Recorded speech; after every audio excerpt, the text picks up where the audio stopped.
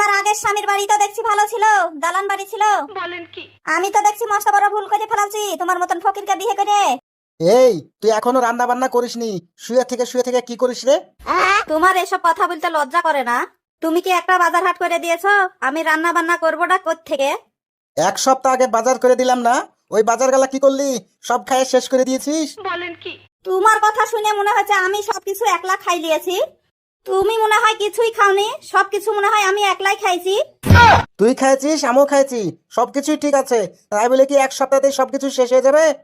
এক সপ্তাহ আগে কি কিনে দিয়েছো? 2 কেজি চাল, 1 কেজি আলু আর 1 পোয়া ডাল।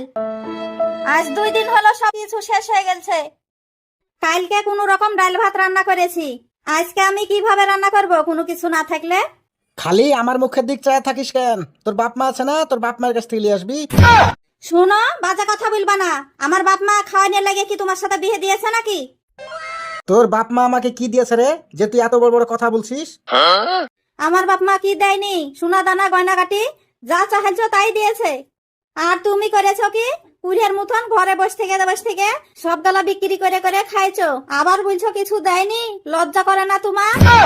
তোর এত বড় জানে সাহস, তুই এগুলা নিয়ে আমাকে খুঁটা দিছিস? এইসব কথা মনে হয় তোর বাপ মা তোকে শিখালছে, তাই না? শুনো, নির্লজ্জার মতন শুধু বাপ মাকে টানবা না। তুমি যা করেছো আমি তাই বলছি। আমি এখনই চলে যাব আমার বাপের বাড়ি, থাকবো না তোমার এই সংসারে। শুন, বেশি ফটর ফটর করিস না। তুই চলে যাবি জানা তোকে কে ধরে রেখেছে।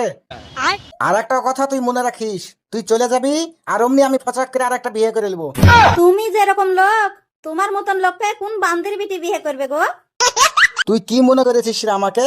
তুই চলে গেলে কি আমি বিয়ে করতে পারবো না? দেখিস তোর চাইতে আমি সুন্দর মেয়ে দেখে বিয়ে করব। তাই নাকি?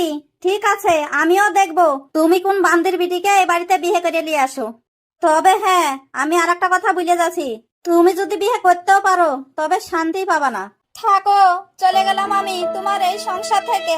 অত কান্নার অভিনয় করতে হবে না, তুই এখনই চলে যেত।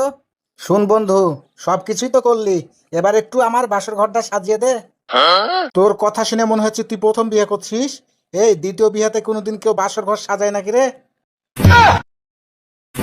দ্বিতীয় বিয়ে মানে? এই তুই আমাকে এইভাবে ঠগালি? এই তোকে আমি আবার ঠগালাম কিভাবে রে? তুই সুন্দরী মেয়ে চাহালছিস, সুন্দরী মেয়ে দিনু। তাছাড়া তুইও দ্বিতীয় বিয়ে করেছিস, ও দ্বিতীয় বিয়ে করলো, সমান সমান হয়ে গেল। দুলা ভাই, তুমি এটা কি বলছো? ওর দ্বিতীয় বিয়ে মানে? ওই তুমি তো আগে আমাকে বলনি যে ওর বিয়ে হয়েছিল। সবকিছুই কি বলা লাগবে? আর তুমি মনে হয় প্রথম বিয়ে করছো। তুমি তো আর প্রথম বিয়ে করছো না, তুমিও দ্বিতীয় বিয়ে করছো। ও দ্বিতীয় বিয়ে, তুমিও দ্বিতীয় বিয়ে, সমান সমান হয়ে গেল। আচ্ছা যাই হোক, বিয়ে যখন হয়ে গেল তার কি করার। শুনেন, আমি যা বলবো তা ঠিকঠাক শুনবেন, উল্টে পাল্টা করবেন না। উল্টে পাল্টা কিন্তু আমি সহ্য করি নে। মানে কি বলতে চাইছো তুমি?